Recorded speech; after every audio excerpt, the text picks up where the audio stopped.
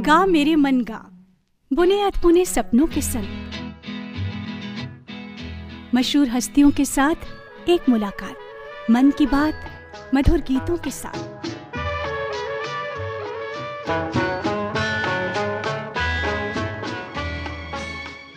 श्रोताओं, गा मेरे मन गा में इन दिनों हमारे साथ हैं personality development mentor lieutenant Rita Gangwani, जिनसे इतनी सारी इंस्पिरेशनल बातें मिल रही है। वैसे मैं कहूँ कि उनकी जिंदगी जो है अपने आप में एक प्रेरणा देती है हमको। अगर उनकी जिंदगी के बारे में हम सुनते जाए, उनकी लाइफ जर्नी पर चलते जाए, तो हम एक के बाद प्रेरणा मिलती जाएगी। शुक्रिया।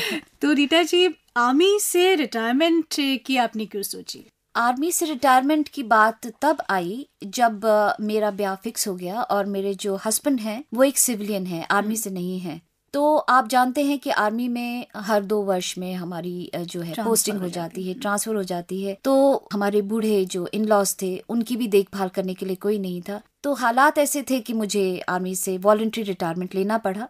और रिटायरमेंट लेते वक्त भी, क्योंकि जब रिटायरमेंट होने वाली थी मेरी, उससे पहले क्योंकि मैं पढ़ाई में अव्वल आई थी अपने पूरे इंस्टीट्यूट में, तो हमको जो मेडल मिला था तो उसको रिसीव करने के लिए जब हमें जाना था तो हमें सिखाया गया कि हैंडशेक कैसे करते हैं, आंखों में आंखें मिला के ऐसे देखते हैं, ऐसे मुस्कुराते हैं। तो वो जो ट्रेनिंग हमें दी गई, तो कहीं ना कहीं वो ट्रेनिंग मेरे दिल में बस गई कि आप वाकई बढ़िया चीज है, हाथ ऐसे मिलाते हैं और स्माइल ऐसे करते हैं। क्योंकि मैं देखती थी अपनी निजी जिंदगी में मेरी फ्रेंड सर्कल में कहीं ना कहीं वो तहजीब की कमी थी कि मिलते भी थे तो कभी मुंह पे स्माइल नहीं होती थी। तो मुझे ये लगा कि जब आर्मी का ये सफर मैं खत्म करूंगी तो कहीं ना कहीं इसी चीज को आगे लेके जाऊंगी। ये चीजें, तहजीब, ये मैनर्स जो हमें आर्मी में सिखाए गए हैं। देखिए, आर्मी में एक सब्जेक्ट होता है जिसको बोलते हैं OLQ, ऑफिसर्स लाइक क्वालिटी। तो उसमें हमें उठना बैठना, तहजीब से खाना, ये चीजें सिखाई जाती हैं। तो मैं मन में ये सोची कि क्यों ना मैं यही चीजों को जिंदगी में आगे ले जाऊं।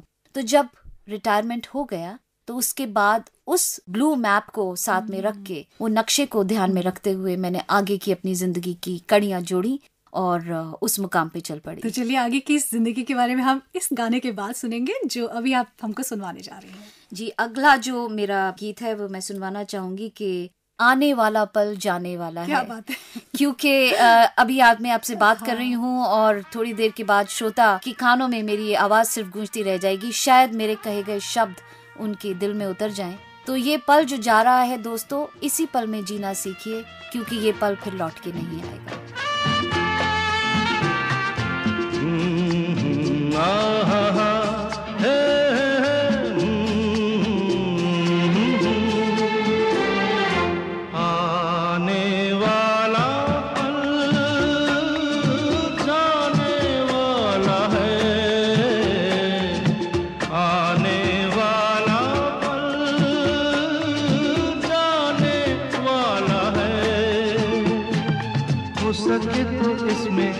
जिंदगी बिता दो पल जो ये जाने वाला है। ओ, आने वाला पल जाने वाला है। हो सके तो इसमें जिंदगी बिता दो पल जो ये जाने वाला है।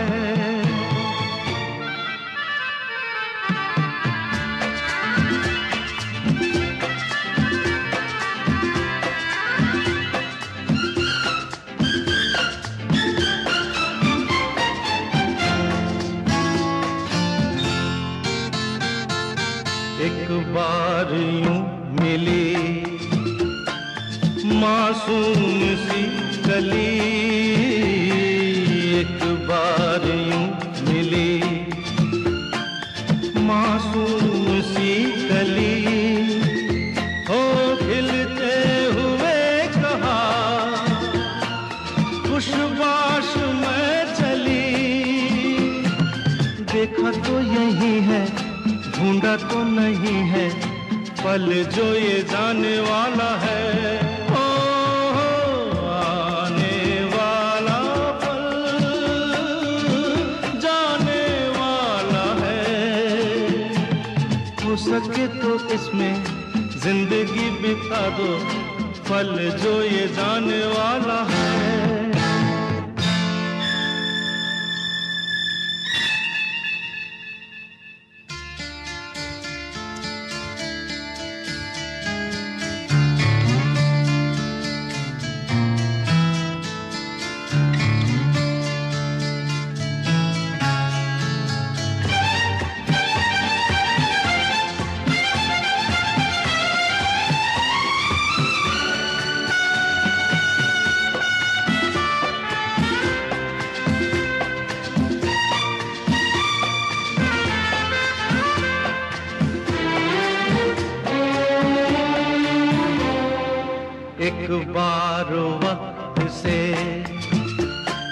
लम्हा गिरा कहीं एक बार वक्त से, लम्हा गिरा कहीं वहाँ दास्तां मिली, लम्हा कहीं नहीं। थोड़ा सा हंसा के थोड़ा सा रुला के पल ये भी जाने वाला है। आने वाला पल जाने वाला है। हो सके तो इसमें जिंदगी बिता दो, पल जो ये जाने वाला है। आने वाला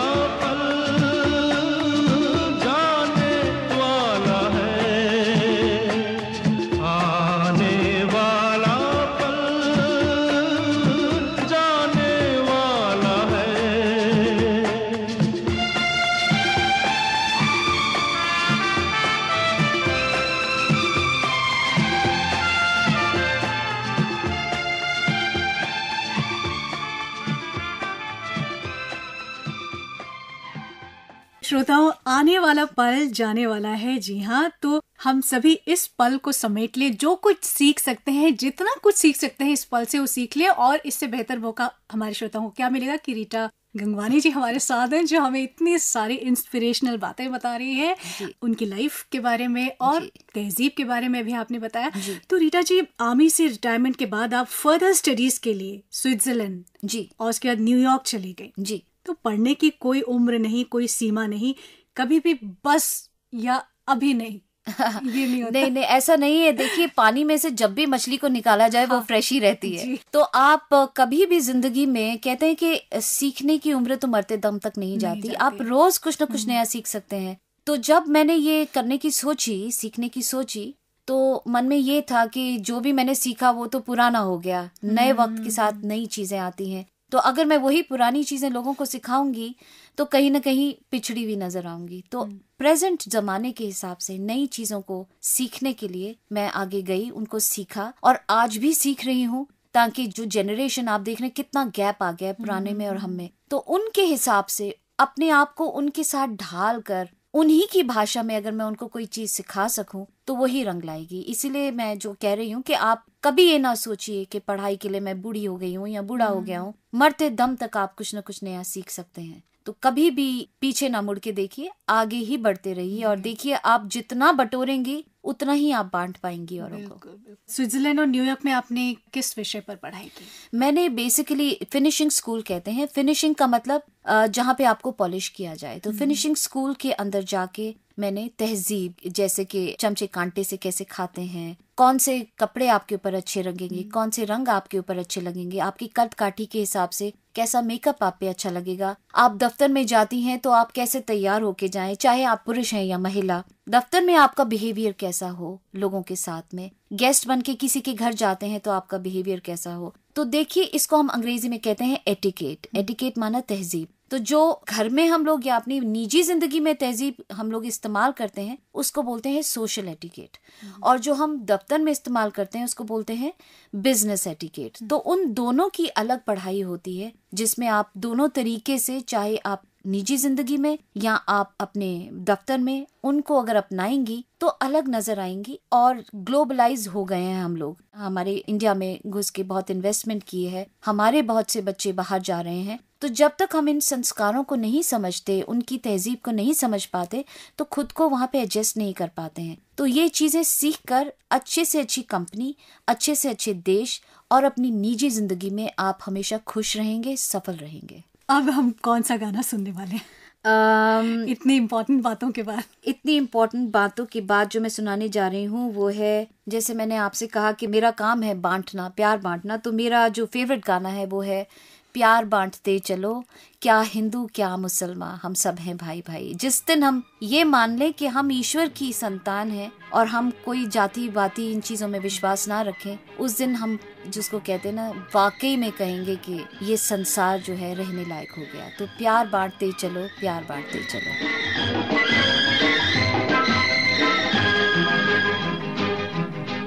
प्यार बांटते चलो, प्यार बांटते चलो, हे प्यार बांटते चलो, प्यार बांटते चलो। क्या हिंदू क्या मुसलमान, हम सब हैं भाई भाई। प्यार बांटते चलो, प्यार बांटते चलो, हे प्यार बांटते चलो, प्यार बांटते चलो।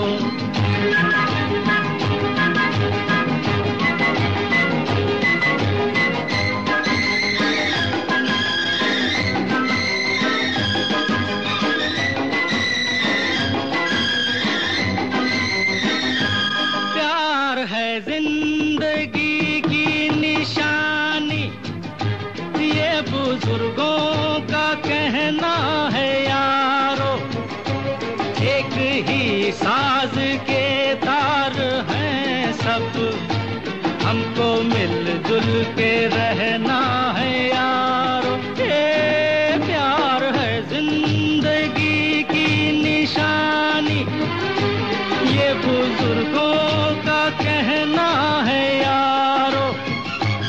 एक ही साज के तार हैं सब, हमको मिलजुल के रहना है यारो। हे सोचो कल क्या थे, देखो अब क्या हो तुमको, ये न डूबे कहीं अपनी ये लड़ाई। प्यार बांटते चलो, प्यार बांटते चलो, हे प्यार बांटते चलो, प्यार बांटते चलो।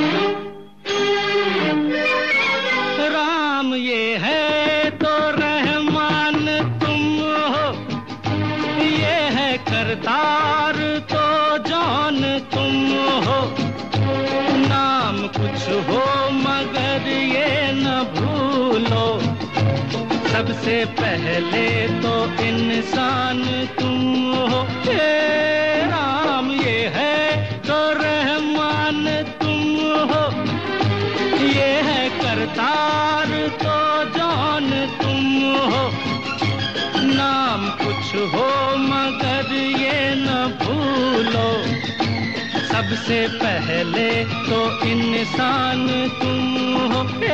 नन्हे शहजादों कल के नेताओं, तुमसे हमने क्या क्या उम्मीदें हैं लगाई। प्यार बांटते चलो, प्यार बांटते चलो, प्यार बांटते चलो, प्यार बांटते चलो।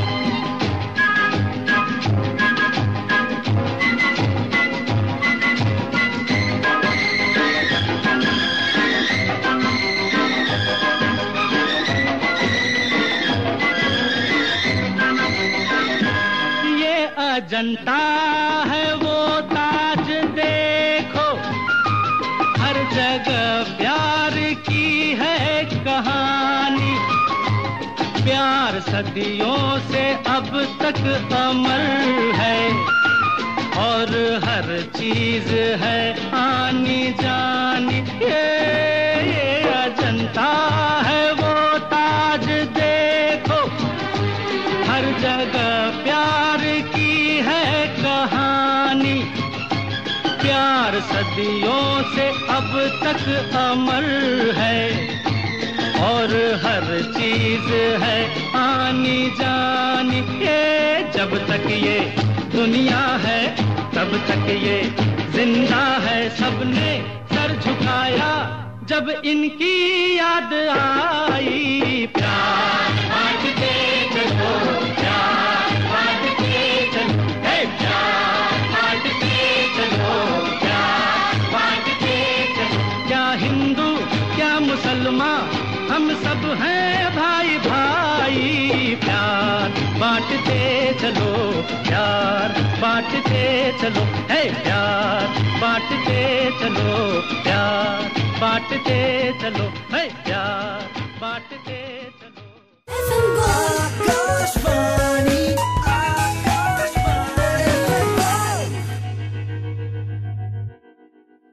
तो श्रोता, हमारे साथ गा मेरे मन गा के इस बेहद सुरीले और खूबसूरत सफर में इस समय है लेफ्टिनेंट रीटा गंगवानी, जो एक सफल महिला की श्रेणी में गिनी जाती हैं, एक सफल उद्योगपति हैं और खासकर पर्सनालिटी डेवलपमेंट मेंटोर के रूप में उनकी पहचान है। और रीटा जी, जैसा कि आपने कहा कि हम ग्लोबलाइज्ड हो गए हैं, ग्लोबलाइजेशन के ज़माने में है, और जितना हम अंदर से खुलेंगे, जैसे प्यार बांटते चलो, जितना हम ब्रॉडन होगा, हमारा व्यापक होगा दिल, उतना ही हमारी सोच को भी होना पड़ेगा और हमारे दृष्टिकोण को और हमारी पर्सनालिटी को भी बिल्कुल एक्सेप्ट करने के लिए। बिल्कुल। तो पर्सनालिटी डेवलपमेंट कौन सी बातों को ध्यान में रखा जाता है व्यक्तित्व के विकास में, अगर हिंदी में कहूँ तो? जी जी। कौन सी बातें आती हैं? Social skills, business skills, etiquettes, आपने कहा पहनना, ओढ़ना, उठना, बैठना, कुछ कॉन्फिडेंस, परफॉर्मेंस, जी, इस जी। बारे में थोड़ा सा और हम जानना चाहेंगे। जी, पर्सनालिटी शब्द जो है, अगर हम उसके बारे में ध्यान से सोचें तो इसमें बहुत गलत धारणाएं हैं लोगों को। लोग समझते हैं कि अच्छा दिखना,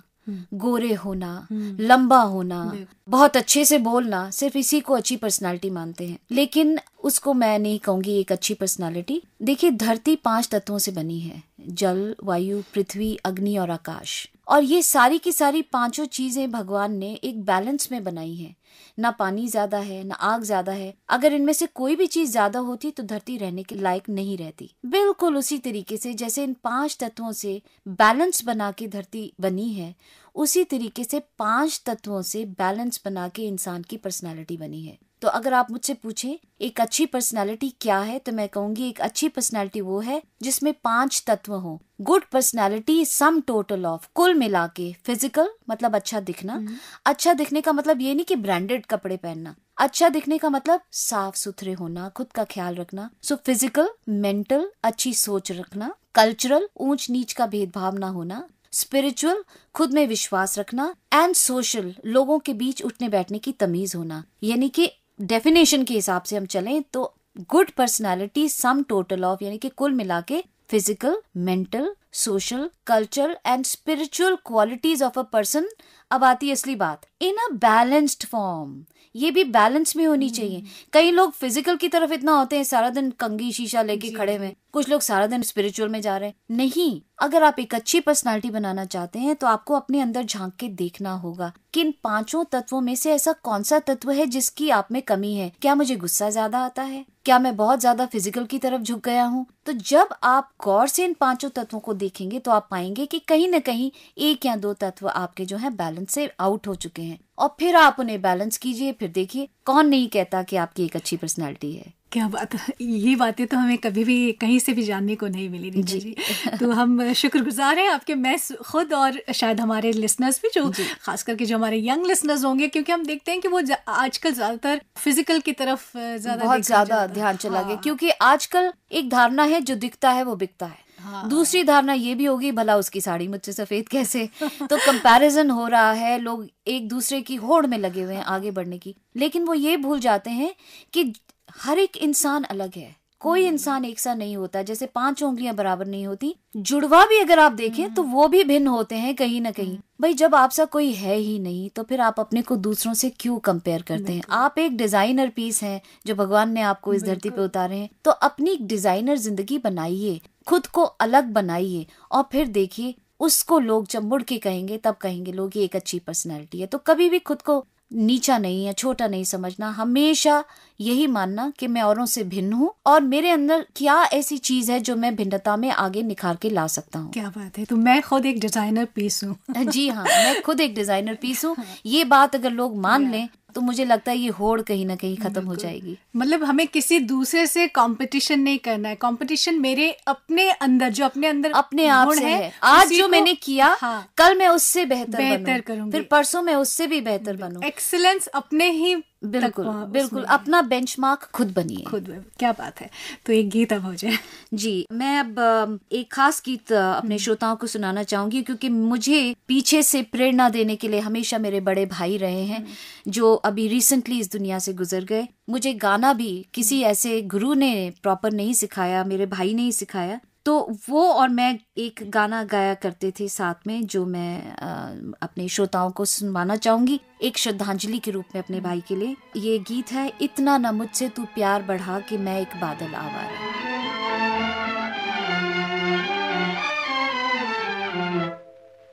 इतना न मुझसे तू प्यार बढ़ा कि मैं एक बादल आवारा, कैसे किसी का सहारा बनूं कि मैं खुद बेघर बेचारा।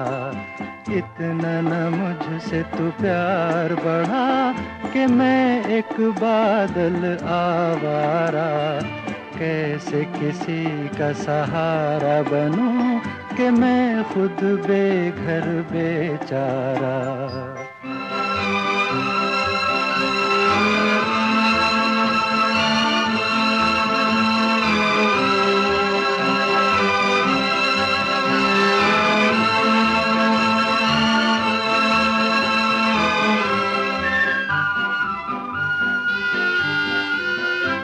अरमान था गुलशन पर बरसूं, एक शौक के दामन पर बरसूं।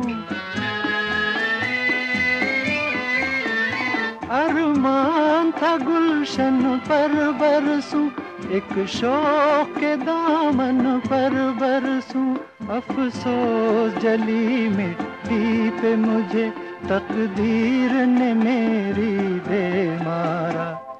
इतना न मुझसे तू प्यार बढ़ा कि मैं एक बादल आवारा, कैसे किसी का सहारा बनूं कि मैं खुद बेघर बेचारा।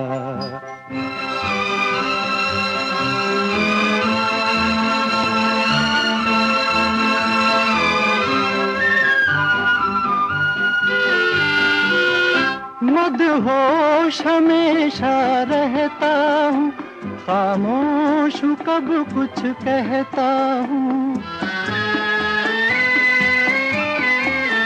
मदहोश हमेशा रहता हूँ, खामोश हूँ कब कुछ कहता हूँ। कोई क्या जाने मेरे सीने में है बिजली का भी अंगारा। इतना न मुझसे तू प्यार बढ़ा कि मैं एक बादल आवारा, कैसे किसी का सहारा बनूं कि मैं खुद बेघर बेचारा। इतना न मुझसे तू प्यार बढ़ा कि मैं एक बादल आवारा, कैसे किसी का सहारा बनूं कि मैं खुद बेघर बेचारा। तो श्रोताओं, गा मेरे मन गा का आज का सफर यहीं तक, लेकिन कल दोपहर 2:30 बजे और रात 8 बजे हम फिर आएंगे। लेफ्टिनेंट रीटा गंगवानी हमारे साथ होंगी। उनकी पसंद के बहुत ही प्यारे और प्रेरणा भरे गीत भी आपको सुनने को मिलेंगे। तो मैं सुजाता आपसे इजाजत चाहूंगी। नमस्कार।